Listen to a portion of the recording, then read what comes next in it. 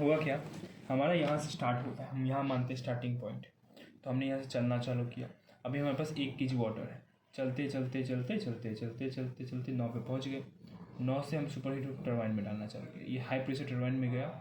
High pressure turbine से हमने थोड़ा सा लीक करवाया और उधर भेज दिया, वो क्या था x1, और जो बचा वो क्या था 1 - x1। हम नीचे आए इंटरमीडिएट प्रेशर टरबाइन में, उस उधर से ही फिर से x2 निकल गया और फिर बचा हुआ नीचे लेके आ गया 1 - x1 - x2 यहाँ आगे। ठीक है, इसी से समझ में आ गया और याद आ गया होगा। आगे कि 6 से 7 हमारा होता है वाटर, हीट ऐड होता है 6 से 7 वाटर में हीट होता है।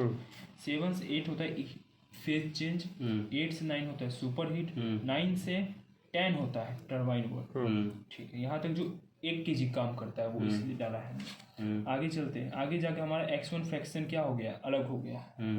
x1 फ्रैक्शन अलग हुआ है, तो x1 फ्रैक्शन अलग होने के कारण एक इक्वेशन फॉर्म हो रहा है। इक्वेशन क्या फॉर्म हो रहा है, x1 जो है वो 10 का एनर्जी लेके आ रहा है। ठीक है, और 1 - x1 जो इधर से घूम फिर के सब कुछ काम करके यहाँ पे वापस 1 - x1 बन जाएगा वो। तो वहाँ से 1 - x1 बन रहा है, वो कौन सा एनर्जी लेके आएगा, 4 का।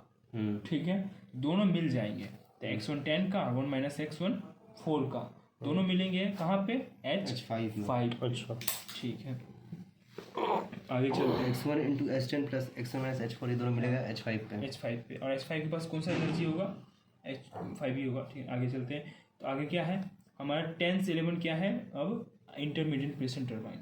इंटरमीडिएट प्रेशर टरबाइन के पास कितना पार्ट रहेगा, 1 - x1। ठीक है, अब x2 फ्रैक्शन निकल गया उसमें से, वो निकालने के बाद उसका इक्वेशन क्या बनेगा, x2 कौन सा एनर्जी लेके आ रहा है, 11 वाला। आगे कौन चला गया, 1 - x1 x2, वो यहाँ से घूम के किसका एनर्जी लेके आएगा, 2 का। तो उन दोनों को प्लस किया और 3 पे बढ़ा। 3 के पास एनर्जी तो H3 है, लेकिन फ्रैक्शन कितना है, 1 - x1 का है, तो 1 - x1 आ गया। यहाँ पे 1 बन जा रहा था, दोनों मिलके 1 बन जा रहा था, इसलिए यहाँ पे कुछ नहीं लिखा। यहाँ पे ये लाइन और ये लाइन मिलके क्या बनेगा, 1 - x1 इसलिए लिखा।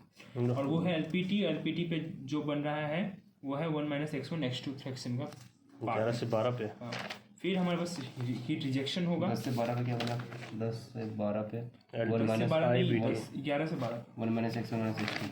ठीक है ना। अब यहाँ पे ये हीट एक्सचेंजर है, हीट एक्सचेंजर में क्या हो रहा है, 12 से 1 पे जा रहे हैं, H12 - H1 होगा एक तरीके से 12 से 1 पे। हाँ, और उसके साथ मल्टीप्लाई में रहेगा 1 - x1 x2, क्योंकि उतना फ्रैक्शनल पार्ट उसके पास स्टीम है, इसीलिए। फिर से देखना तो फिर कहाँ 12 से 1 कहाँ 12 पे? से 1 या 12 से 1। ठीक है, यहाँ पे इतना हीट है। उसके हीट नहीं है, उतना पार्ट स्टीम का है उसके पास। अच्छा ठीक है, रिजेक्शन। हाँ, निकालने के बाद ना स्टीम इतना बच गया। अच्छा ठीक, तो वो गया है हीट रिजेक्शन में, बस इतना ही स्टीम गया है। अच्छा 1/2 वर्क पंप वर्क होगा, जिसके पास भी कितना ही पार्ट होगा वही पार्ट होगा सिर्फ। ठीक है ना। और फिर 3 से 4 1 उसके पास इतना पार्ट होगा, और 5 से 6 के पास फुल पार्ट होगा। ठीक है, ये खत्म। अब जो जनरल फॉर्मूला होता है वो क्या होता है, efficiency = heat reject minus divide by heat add. Heat reject क्या होगा, ये होगा हीट रिजेक्ट, और हीट ऐड क्या होगा तुम्हारा, H9 - H7। खत्म। H9 में सॉरी हीट ऐड हो रहा है, H9 H9 गलती लिख देगा, वही तो H9 में H2 होगा ना। H2 होगा। ठीक है, विदाउट में ये पार्ट नहीं आएगा। ठीक है, हाँ, विदाउट क्यों नहीं आता वैसे? विदाउट रीजनरेशन नहीं कर रहे तो पार्ट थोड़ा डिवाइड हुआ, सिंपल हो जाएगा, सिंपल हो जाएगा। ठीक है, उसको विदाउट हम TC - TM में अगर लिखते हैं, ये था हमारा रैंकाइन के लिए, ये हमारा कार्नोट के लिए।